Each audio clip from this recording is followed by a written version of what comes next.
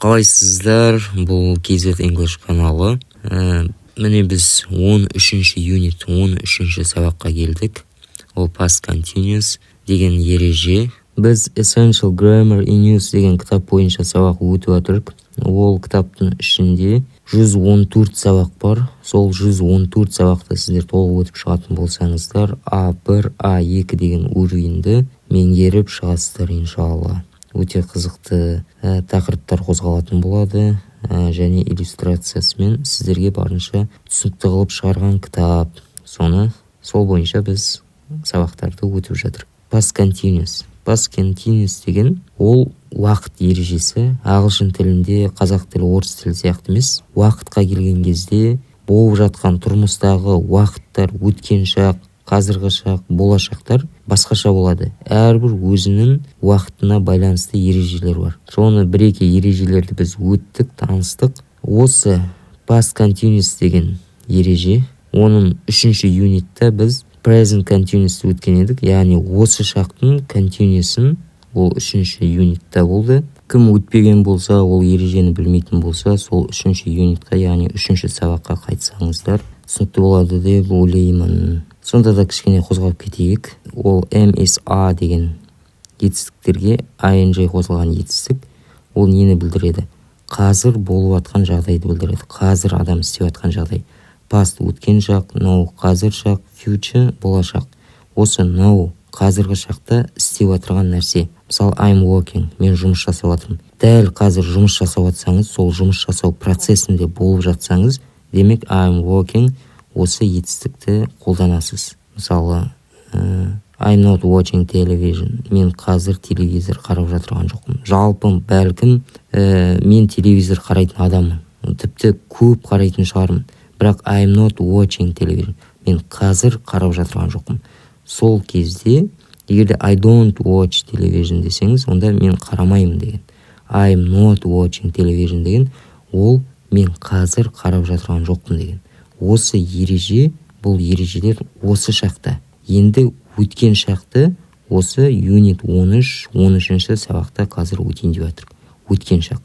Мысалы, картинкаға қарайтын болсаңыздар, сағат 4-те Паул деген кісі бассейнда болған. Сағат 4-те. Мұны қарасаңыздар картинкаға, бассейнда шомылған 4-те. Қазір сағат 6. Now 6 o'clock. Қазір сағат 6. Енді қазір ол не істеп жатыр? Ол теледидар қарап отыр. Қазір теледидар қарап отыр. Демек, he is watching television. Егерде қазір қарап отса, егерде ол сағат 4-те, осыдан 2 сағат алдын ол не істеді?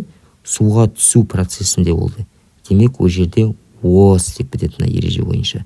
Қараңыздар. It's 6 o'clock now дейді. Қазір сағат 6 дейді. Paul is at home.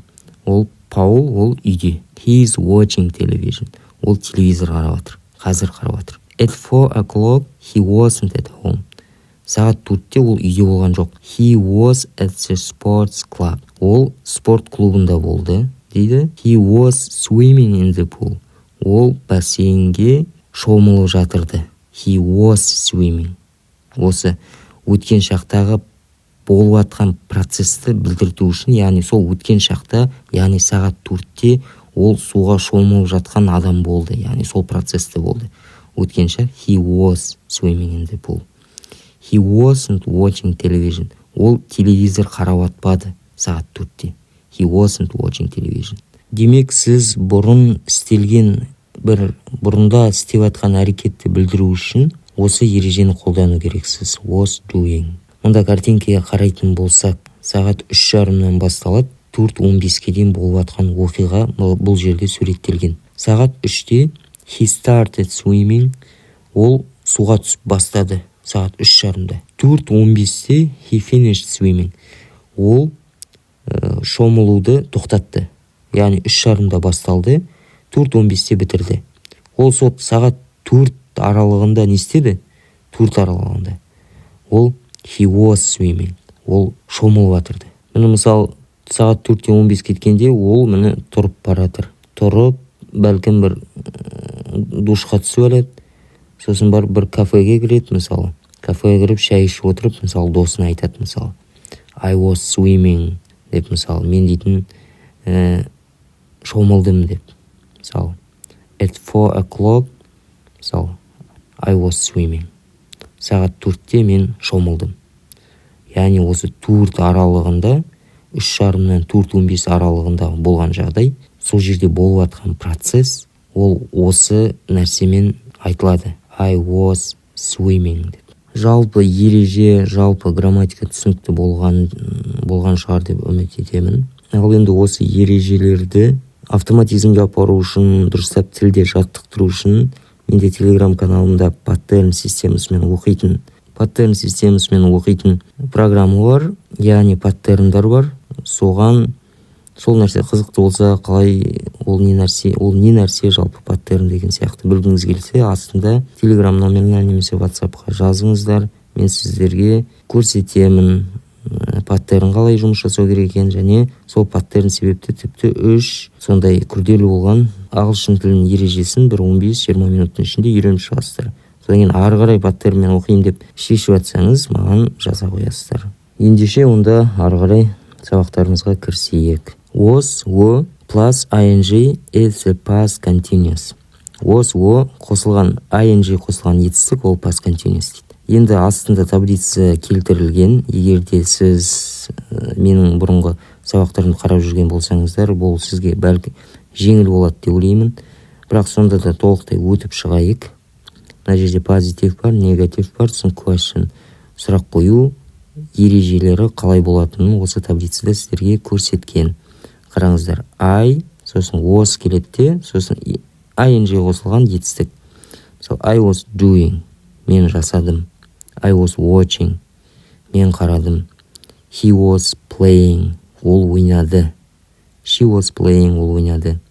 We were, осы we, you, they деген олар көпше түрлер. We деген біз, you деген сендер, they деген олар, you деген сен деп те келеді. Осылар we, you, they, were деген немен келеді. Ал I, he, she, it деген was дегенмен келеді. Осыны жаттап қалсаңыздар.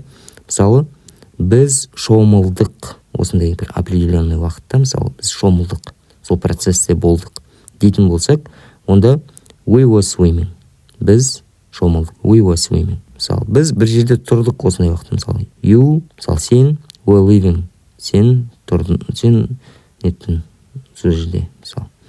Енді негатив қалай болады? Сол was, wasn't болады, weren't болады. Мысалы, определенный бір уақытта, бір мысалы сағат 3-те, бүгін мысалы күндіз. I wasn't doing, мен жасамадым. I wasn't doing. Сол уақытта мен процессте болған жоқпын бір нәрсе жасаудың. He wasn't watching, ол қарамады. Мысалы, he wasn't watching TV. At 2 o'clock, сағат 2-де, he wasn't watching TV. Ол телевизор қарамады. He wasn't watching YouTube қарамады, мысалы. She wasn't watching. Ал егерде we, you, they-ға келетін болсақ, онда weren't. We weren't doing. Біз жасамадық. We weren't watching. Біз қарамадық. You weren't playing. Сен ойнамадың. They weren't watching. Олар қарамады, мысалы. Сөйтіп келтіруге болады.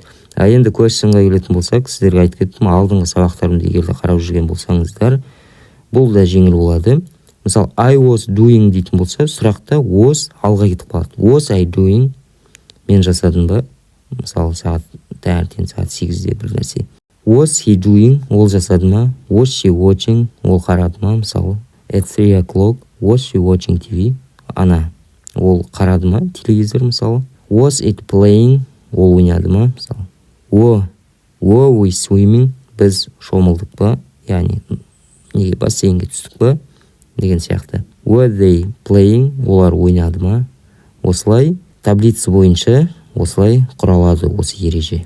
Енді астындағы мысалдарға қарайық. What were you doing at 11:30 yesterday? Сағат 11:30-да сен не істедің кеше? Сағат 11:30-да именно определенный бір уақыт бар. 11:30-да сен бір нәрсе істедің. Сол не істедің дейді. Were you working? Сен жұмыс жасадың ба? Яғни сол уақытта 11:30-да сен жұмыс жасау процесінде болдың ба? Яғни What did he say? I don't know. I wasn't listening. What did he say? Ол не айтты?